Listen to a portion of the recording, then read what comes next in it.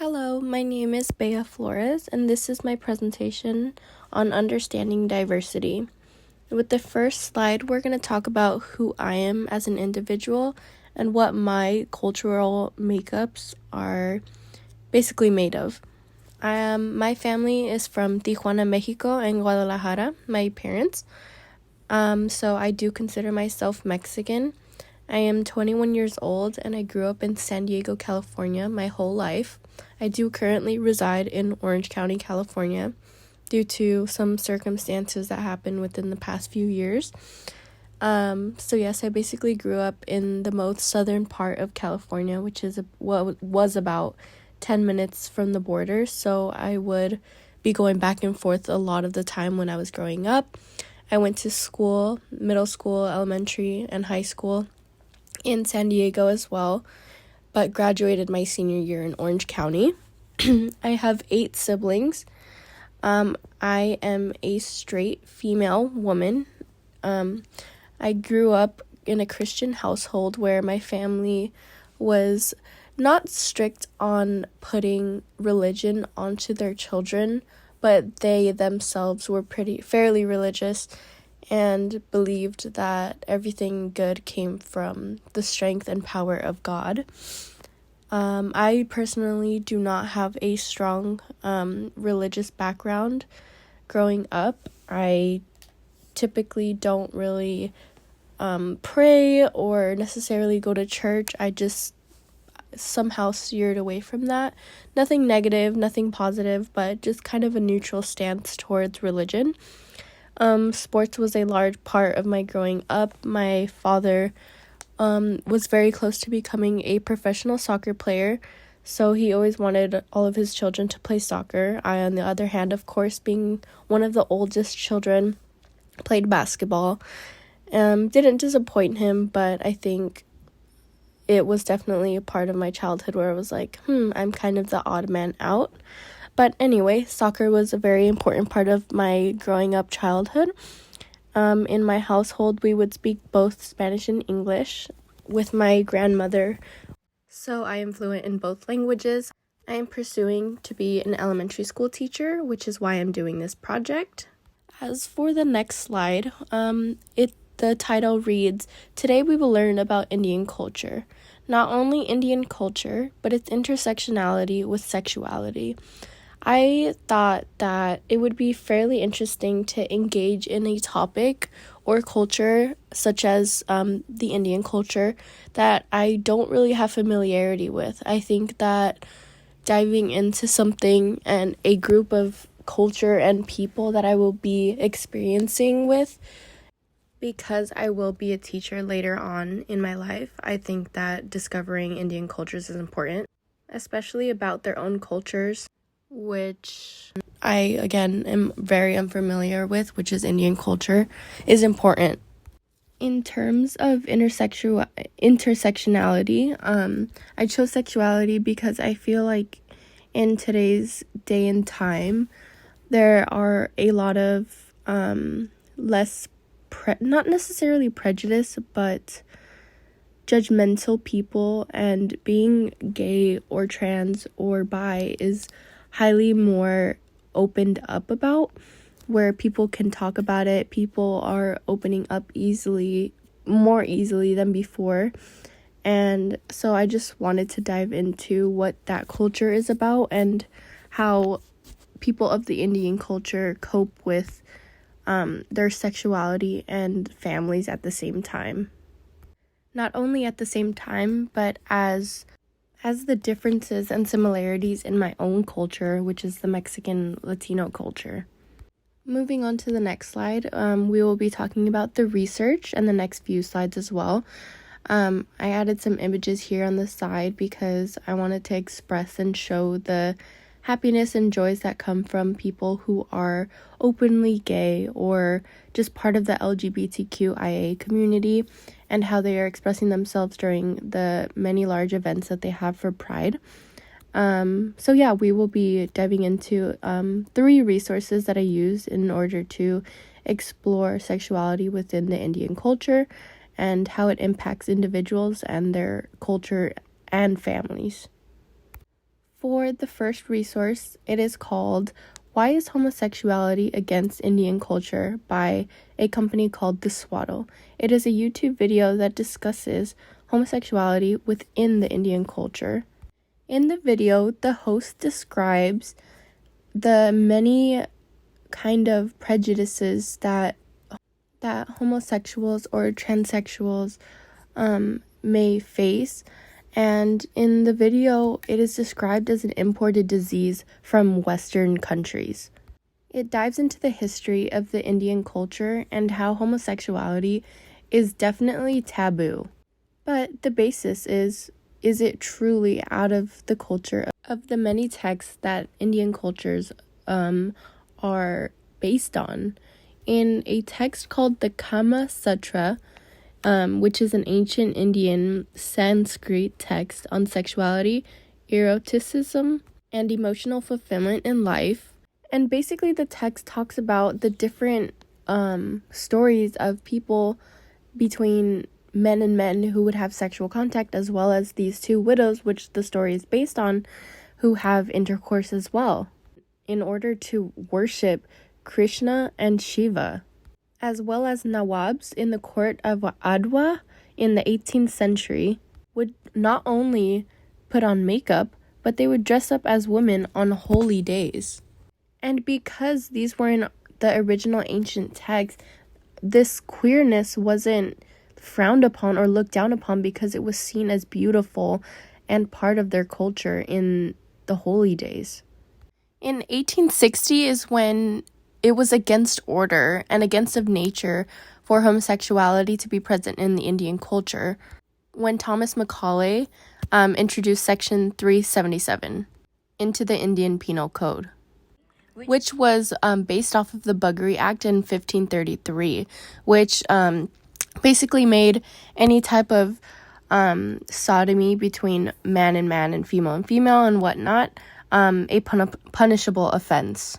So this is basically where the Western became influence on the Indian culture, where sex and homosexuality in general were being kind of taboo in society and shouldn't be talked about because it was basically wrong.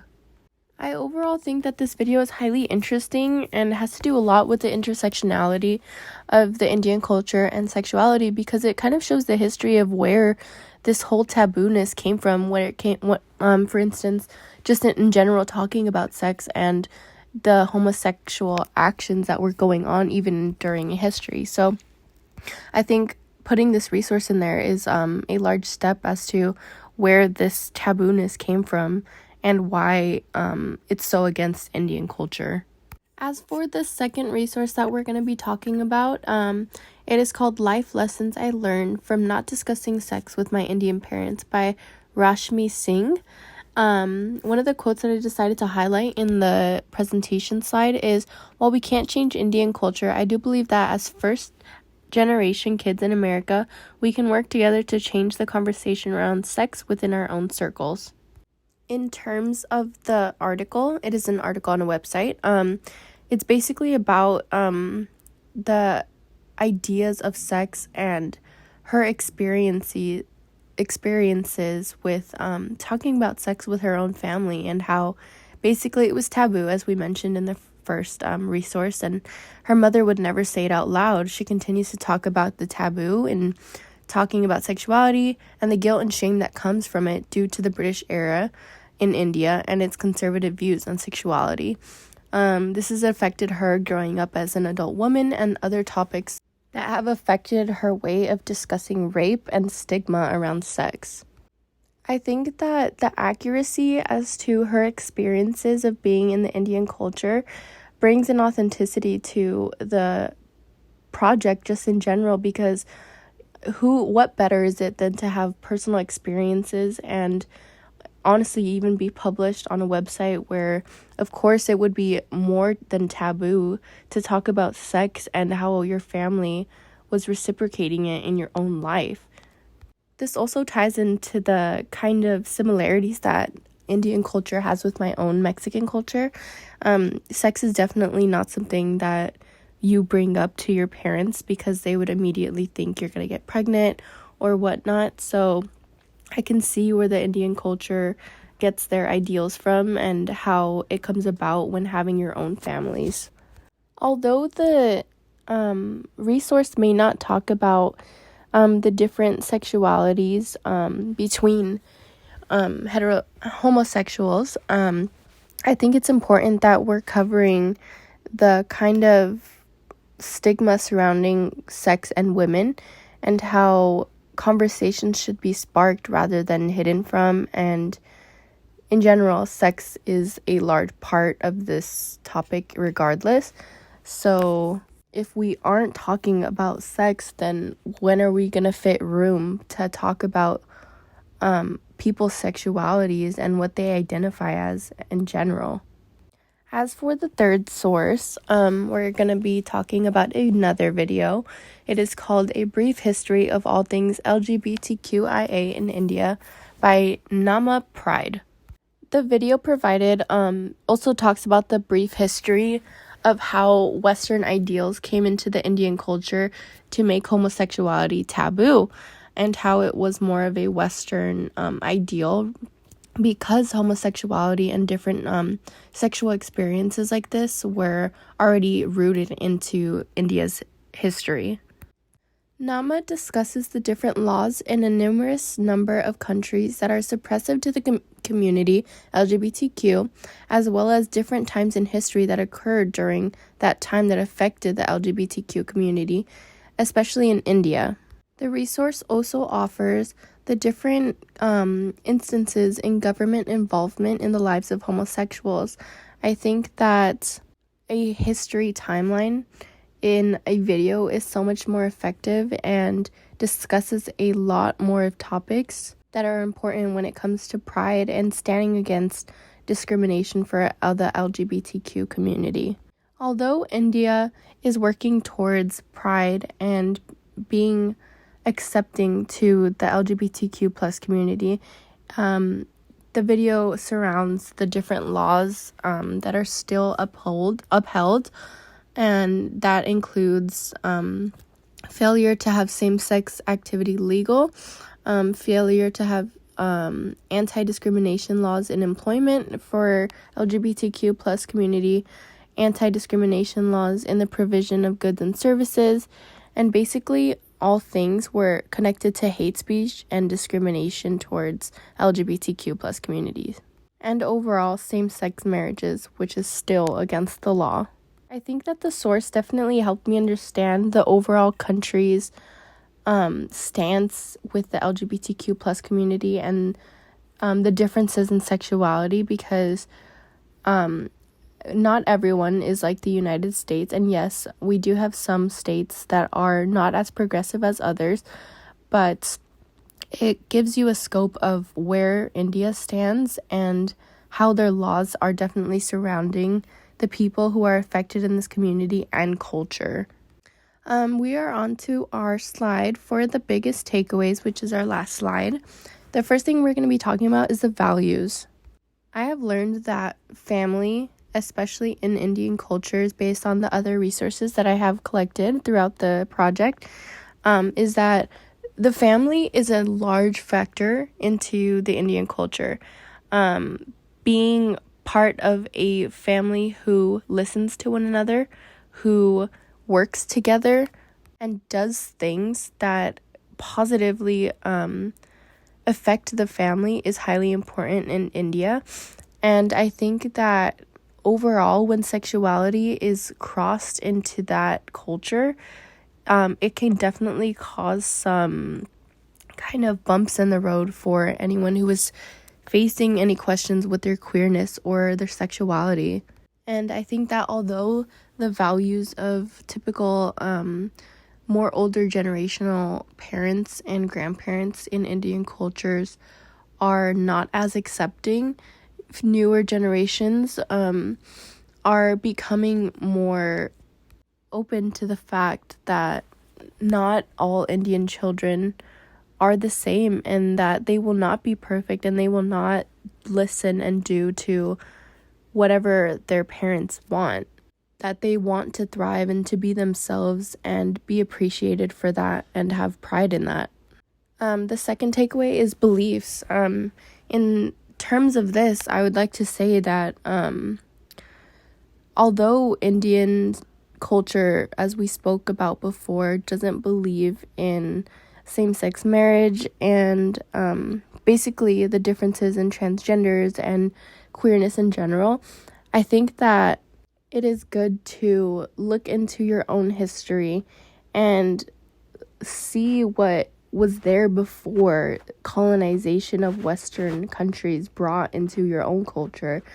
We talked about how India had ancient books and readings that described these moments of queerness between man and women, as well as men with man, and how they experienced and committed to cross-dressing and just embracing that into their own culture rather than totally shunning it away is important because it was once a part of their ancient culture. The last biggest takeaway that I'm going to talk about is change. And a few other of my resources, there were videos that were based on parents and families and even random people on the street discussing the LGBTQ plus community and the change that it's bringing to the Indian culture. A lot of the people who were interviewed on the street were saying that people need to be embraced, and at the same time, they cannot change who they are, and that is who they are, which is either homosexual or just part of the LGBTQ plus community in general, and that it's not fair at times for people to be discriminated for their own qualities that they cannot change. In another video with the parents talking with their children who are LGBTQ plus, I think that it's helped me learn that although the parents are upholding their own culture, they're also accommodating to their children rather than dismissing their own friends and family, because they do still love and support them. But I think that it is far more than just progressive, but it's a good topic of discussion that needs to be had with newer generations to come. So definitely change is a huge thing that is prominent in Indian culture as well as my own, which I found to be similar. That is it for my presentation. Thank you for listening.